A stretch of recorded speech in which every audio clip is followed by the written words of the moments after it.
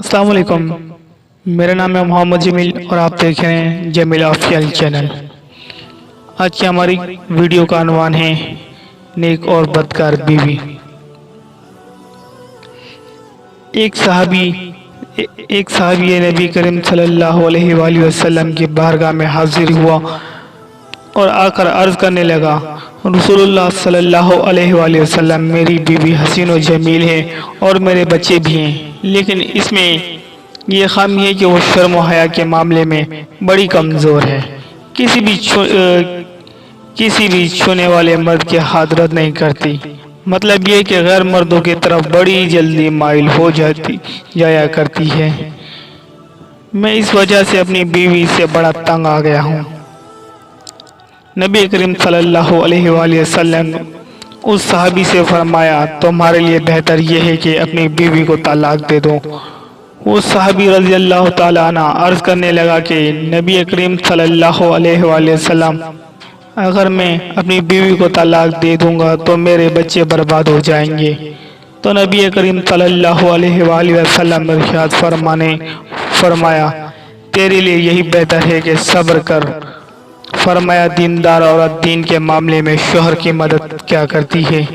اگر عورت دیندار نہیں ہوگی تو اپنے شوہر کو دین سے غافل بھی کرے گی اور نوآر کے باعث بھی بنے گی۔ نبی کریم صلی اللہ علیہ وآلہ وسلم نے ارشاد فرمایا کہ دیندار عورت سے نکاح کرو۔ جو دیندار عورت سے نکاح کرے گا اللہ تعالیٰ اس کے نکاح میں برکت فرمائے گا۔ حضرت ابو ہریرہ رضی اللہ تعالیٰ عنہ روایت کرتے ہیں کہ نبی کریم صلی اللہ علیہ وآلہ وسلم نے ارشاد فرمایا کہ کسی عورت کی 4 وجوہات کی بنا پر نکاح کیا جاتا ہے، اس کے مال و دولت کی وجہ، حسب و نسبت کی وجہ سے، حسن و جمال کی وجہ سے اور دین کی وجہ سے۔ اور میں تمہیں حکم دیتا ہوں کہ عورت سے اس کے دین کی وجہ سے نکاح کرو۔ اگر تم ایسا کرو گے تو تم کامیابی حاصل کرو گے۔ عام طور پر لوگ عورت کو حسب و نسب، مال و دولت اور حسن و جمال دیکھ کر نکاح کرتے ہیں۔ یہ عارضی طور پر ہے،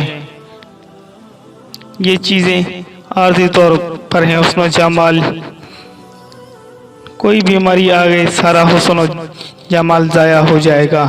دین ایسی نعمت ہے کہ لازوال نعمت ہے، اس سے آپ کی زندگی بھی بہتر ہوگی اور آنے والی اولاد کی زندگی بھی بہتر ہوگی۔ تو دیندار عورت کو نکاح کرنے کی ترجیح دیں انشاءاللہ۔